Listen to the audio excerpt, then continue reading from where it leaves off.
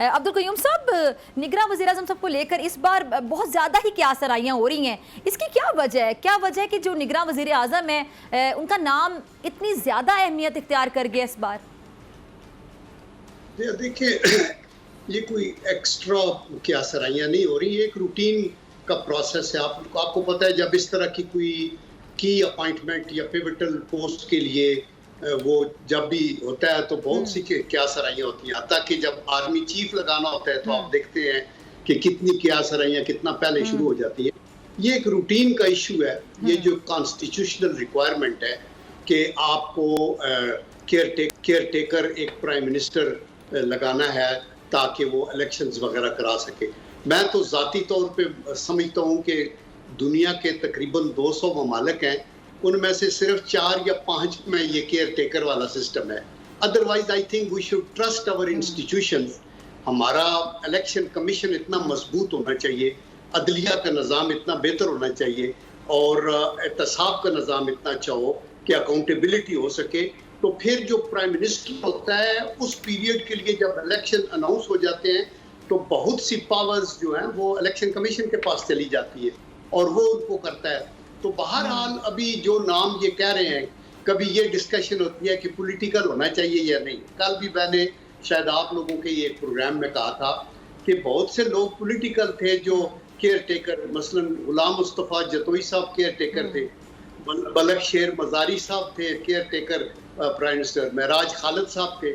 اور یہ ضروری نہیں ہے کہ ٹیکنوکریٹ ہی ہو. ایک جو ٹیکنوکریٹ آئے تھے معین قریشی صاحب، اللہ انہیں بخشے، ابھی وہ فوت ہو گئے. ان کے ساتھ میں ملٹری سیکٹری تھا فار دیٹ ڈیوریشن، اور میں ان کا وہ دیکھ رہا تھا جیسے وہ بڑے دیانتدار اچھے انسان، اور وہ ورلڈ بینک کے سینئر وائس پریزیڈنٹ تھے. لیکن ان پہ بھی پارٹیاں مطمئن نہیں تھیں، لگا بیٹھے تھے. لگانے کے بعد جب انہوں نے اپنا کام شروع کیا اور وہ انہوں نے دیکھا کہ اکانومی کے وہ ماہر تھے، ان کے ساتھ جاوید برقی صاحب، اور یہ بات تو پہلی بات آئی کہ بہت سے لوگ بینک ڈیفالٹر ہیں اربوں روپے کے. تو انہوں نے کہا جی یہ لسٹ تو سامنے آ جانی چاہیے. وہ لسٹ جب آئی تو ساری پارٹیاں بھی ناراض ہوگی، سارے لوگ، کوئی پارٹی بھی خوش نہیں تھی کہ یہ کیا آپ کا یہ رول نہیں، آپ یہ نہ کریں وہ نہ کریں.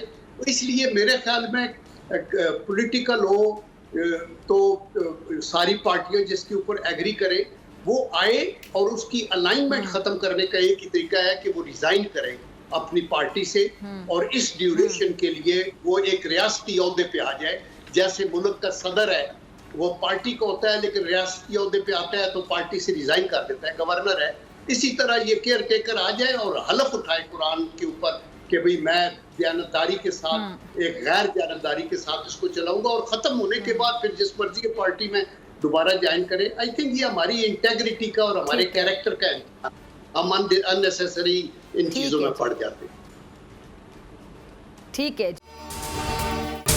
اگر آپ کو یہ ویڈیو پسند آئی تو سبسکرائب کریں اور بیل آئیکن پر کلک کریں.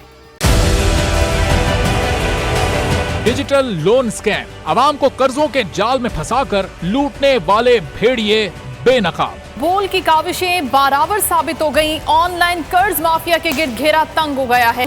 بول نے دیا اپنے عوام کا ساتھ، اٹھائی اس اسکیم کے خلاف آواز. بول کی ڈیجیٹل لون سکیم کے خلاف آگاہی مہم کی سب سے بڑی ٹرانسمیشن 59% عوام نے دیکھی اپنی اسکرین پر، کیونکہ بول ہے پاکستان کا نمبر 1 نیوز چینل. سبسکرائب کریں اور بیل دبائیں تاکہ کوئی خبر رہ نہ جائے.